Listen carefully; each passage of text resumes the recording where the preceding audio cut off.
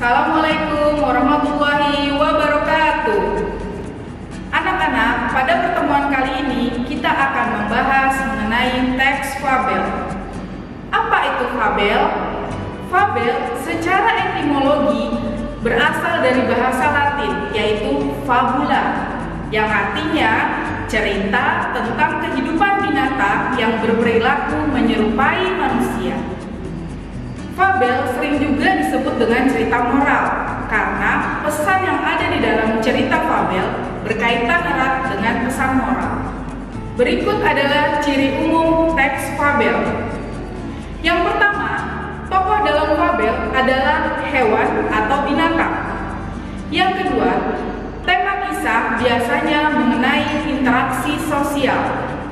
Yang ketiga, watak tokoh digambarkan seperti baik, buruk, cerdik, egois, dan sebagainya.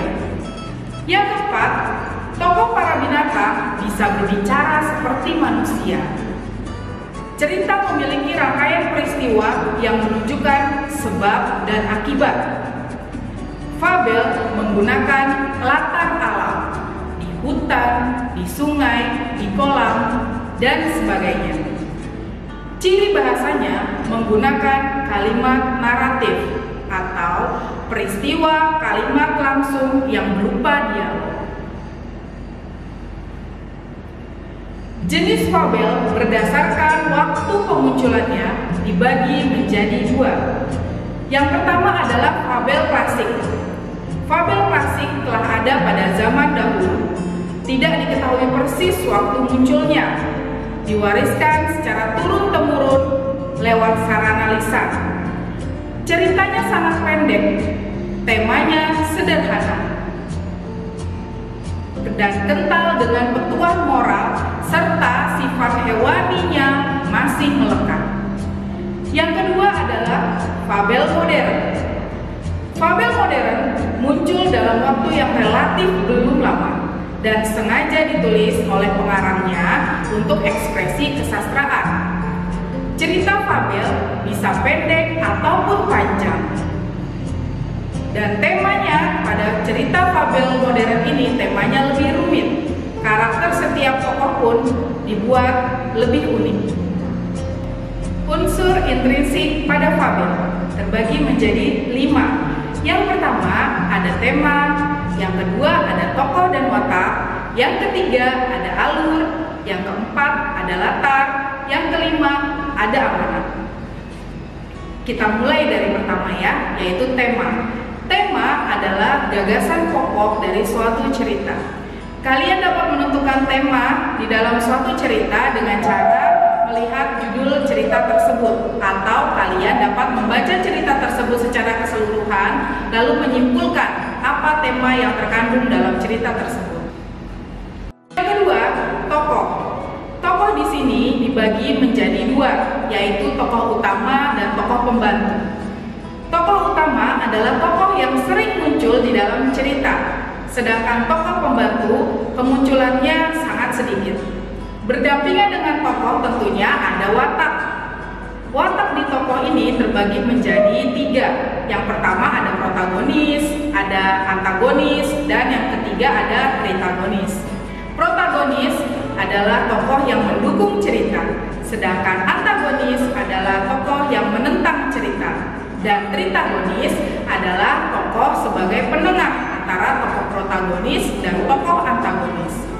Yang ketiga ada alur atau plot. Alur adalah jalan cerita atau rangkaian cerita pada fabel. Alur terbagi menjadi 3, alur maju, alur mundur, dan alur campuran. Alur maju menceritakan peristiwa saat ini ke masa yang akan datang. Kalau alur mundur menceritakan peristiwa yang sudah lampau. Kalian dapat menyebut alur mundur ini sebagai alur flashback. Dan alur campuran yaitu menggunakan kedua alur tersebut di dalam suatu cerita. Yang keempat ada latar atau setting. Latar atau setting terbagi menjadi 3. Yang pertama adalah latar tempat, yang kedua adalah latar waktu, dan yang ketiga adalah latar suasana. Dan yang terakhir adalah amanat. Amanat adalah pesan moral dari cerita fabel yang dapat kita petik dan dapat kita terapkan dalam kehidupan sehari-hari. Masuk ke dalam unsur ekstrinsik. Unsur ekstrinsik pada fabel adalah unsur yang terbangun di luar cerita. Unsur ini meliputi budaya dan nilai-nilai yang dianut. Yang kedua, ada tingkat pendidikan, ada kondisi sosial di masyarakat, agama dan kepercayaan, nilai-nilai politik, ekonomi, hukum, dan lain-lain. Agar lebih jelasnya, kalian bisa memperhatikan contoh fabel berikut ini. Fabel yang ditampilkan berjudul Ulat yang Sombong. Di sini kalian bisa menentukan unsur intrinsik dengan cara membaca fabel secara keseluruhan. Yang pertama adalah tema. Kalian bisa melihat temanya atau mencari temanya dengan melihat judul yang berada pada fabel tersebut. Di fabel dijelaskan judulnya adalah Ulat yang Sombong. Berarti temanya secara keseluruhan itu mengenai kesombongan sang ulat. Nah, ini dapat kalian lihat dengan kata-kata yang sering muncul di dalam cerita, yaitu kata keangkuhan. Kemudian kalian dapat menentukan tokohnya. Tokoh utama yang muncul dalam fabel tersebut ada dua. Yang pertama adalah Vintu. Vintu berwatak ramah, rendah hati, dan baik, sehingga Vintu dapat dikatakan sebagai tokoh protagonis.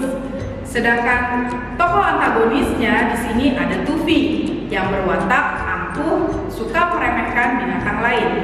Dan juga ada tokoh pembantu yaitu Puta. Puta di sini adalah tokoh yang hanya sedikit muncul sehingga dia disebut sebagai tokoh pembantu. Dan juga ada binatang lain yang sedikit muncul di dalam cerita. Kemudian alur yang digunakan dalam fabel ini adalah alur maju. Rangkaian cerita, peristiwa demi peristiwa dijelaskan dari masa sekarang hingga masa yang akan datang. Hal ini dapat kalian lihat dengan penanda penggunaan kata-kata kemudian, hari ini, esok hari, dan seterusnya. Latar yang digunakan dalam fabel tersebut, latar tempat tentunya tergambar dengan jelas di paragraf pertama, yaitu tempatnya di hutan yang lebat dan hijau. Waktunya yang terjadi adalah waktunya malam hari, dan latar suasananya tergambar pada saat mereka berpesta, yaitu riang gembira. Dan amanat yang dapat kita petik dari cerita tersebut adalah jangan sombong. Kemudian, adakah unsur ekstrinsik dari cerita fabel tersebut? Unsur ekstrinsik dapat kita kaitkan dengan nilai budaya dan nilai sosial, atau mungkin bisa juga nilai agama, nilai politik, dan sebagainya. Dari cerita fabel Ulat yang Sombong, kita bisa mengaitkan unsur ekstrinsik yang tergambar adalah nilai budaya. Binatang yang sering berpesta di dalam hutan. Nah, ini bisa dikatakan sebagai budaya juga di kehidupan sehari-hari, bahwasanya kita dalam kehidupan sehari-hari itu ada yang namanya pesta rakyat. Nah, begitu pula di binatang. Nah, nilai sosial yang dapat kita petik di dalam unsur ekstrinsik ini juga bisa digambarkan dengan saling berbagi makanan antara hewan satu dan hewan yang lainnya. Pada KD 4.15, kalian diminta untuk menceritakan kembali isi fabel. Bagaimana caranya menceritakan kembali isi fabel? Yang pertama, kalian dapat menyimpulkan peristiwa demi peristiwa yang terjadi di dalam fabel. Jadi, kalian simpulkan peristiwa tersebut dengan bahasa kalian sendiri. Kalian tulis, kalian cermati kembali peristiwa demi peristiwa. Kemudian kalian bisa merangkum isi cerita sesuai urutan peristiwa yang terjadi. Tentunya urutan peristiwa harus secara urut atau kronologisnya harus berurutan.